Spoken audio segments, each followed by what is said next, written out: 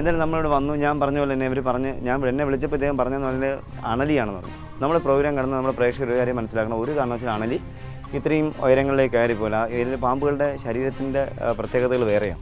അപ്പോൾ അണലി ഒരിക്കലും വാലിന് നീളം കുറവായതുകൊണ്ടും ബോഡിക്ക് വെയിറ്റ് ഉള്ളതായതുകൊണ്ടും ഗ്രിപ്പ് കുറവായതുകൊണ്ടും പിന്നെ ഒരിക്കലും ഇങ്ങനെയുള്ള പ്രതലങ്ങളിൽ കയറിപ്പോകുന്നില്ല. ഇങ്ങനെയുള്ള പ്രതലങ്ങളിൽ കയറിപ്പോകുന്നത് കാട്ടുപാമ്പ്, ചേര, ചുവർ പാമ്പ്, കൊമ്പ് കയറി എന്നറിയപ്പെടുന്ന വില്ലൂന്നി എന്നറിയപ്പെടുന്ന പാമ്പ്, പിന്നെ വലിയ രാജവൻപാലകൾക്ക് വേണമെങ്കിൽ വീട്ടിൻ്റെ മണ്ടയിൽ കയറാൻ.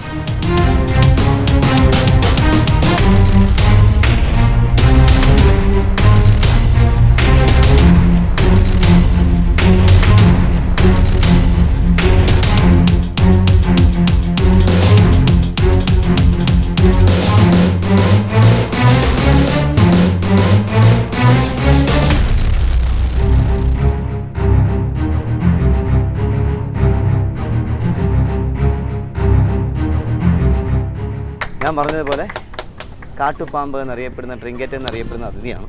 ഇപ്പോൾ കടിക്കുമെങ്കിലും വെനമസല്ല. ഇത് എലിയെ പിടിക്കുക. എനിക്ക് തോന്നുന്നു ഈ വീടിൻ്റെ മണ്ടയിൽ പഴയ ഓടുമേഞ്ഞ വീടായതുകൊണ്ട് വീടിൻ്റെ മണ്ടയിൽ കമിഴ്ത്തോടിനകത്ത് എലിയുടെ കൂട് ധാരാളമുണ്ട്.